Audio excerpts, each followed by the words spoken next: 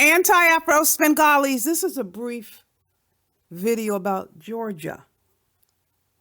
And I'm just wanting to let you know, while every state has its unique problems slash issues, Georgia, quite frankly, is a mess. And I apologize to anyone out there who's offended.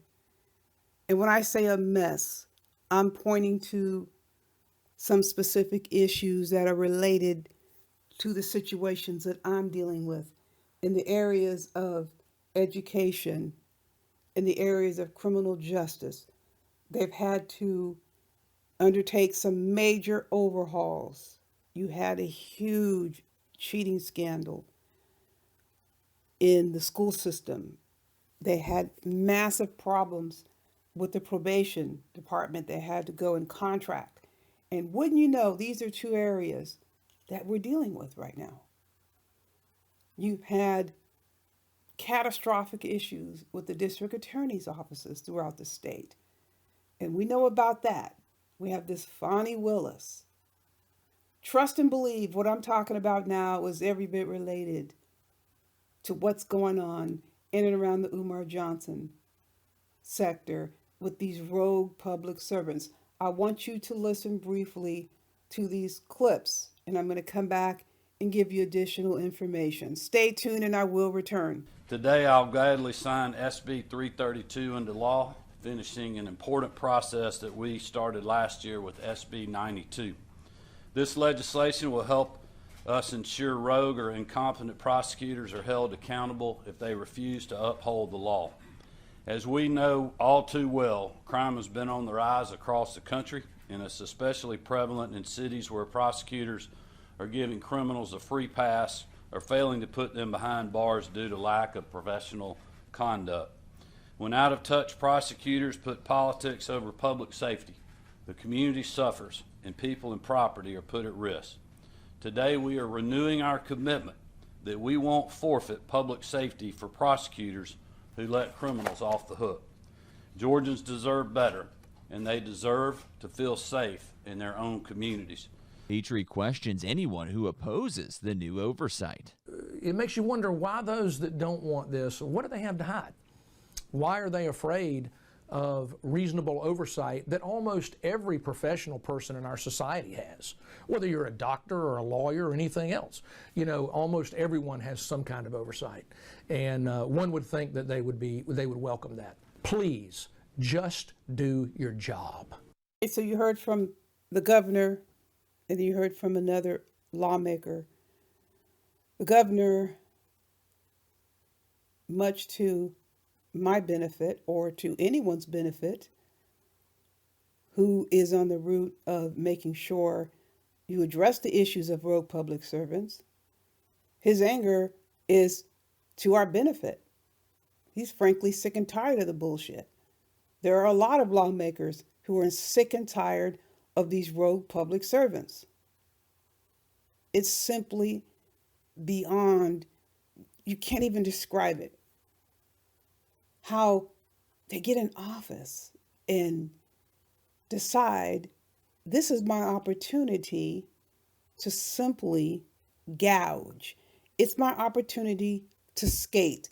It's my opportunity to return favors. Now, I know people are thinking, this happens in every state. This happens in every city. Well, I'm talking about the situation with respect to what I'm dealing with now.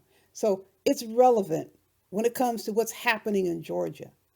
It's disgusting. You have this Fonnie Willis up here thinking, literally thinking, that she's got presidential immunity. I listened to all of the hearings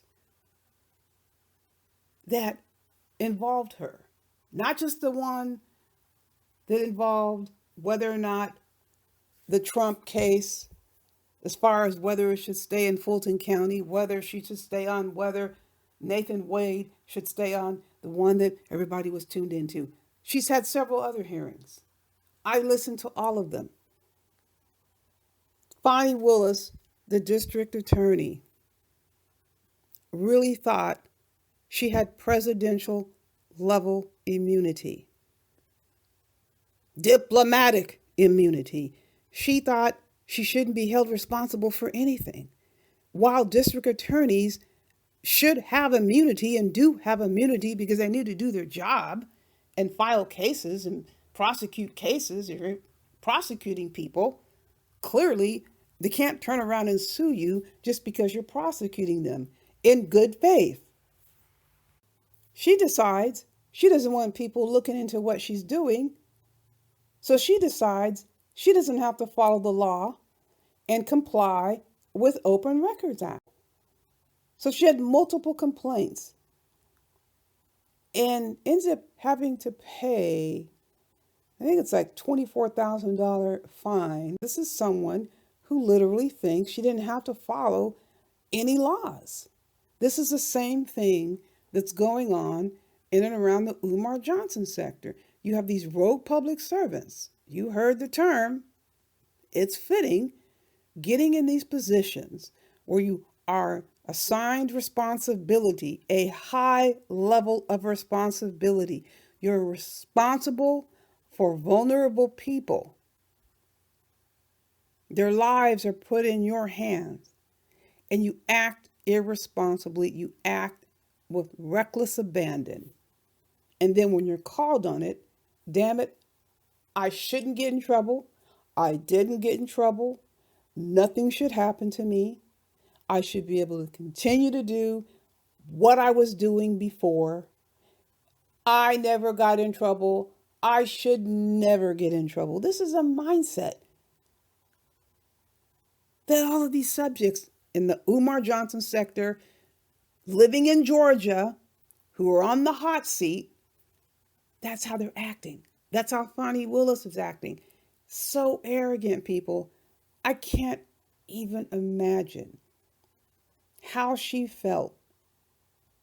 They gassed her up when she was approached, and I know she was set up with this Donald Trump situation. When I say set up, she was approached, and whoever approached her knew about how dirty she was.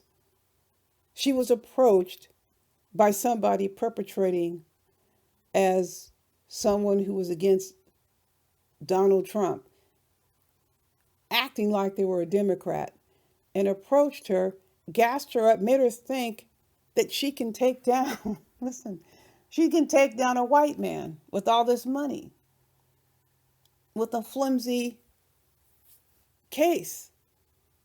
She got gassed up, and they knew about all of her dirt. If you're gonna go after someone, if you're gonna go after someone who was the president of the United States, how are you gonna do that when you're up or beyond your eyeballs in dirt? And then you think you got the same level of immunity.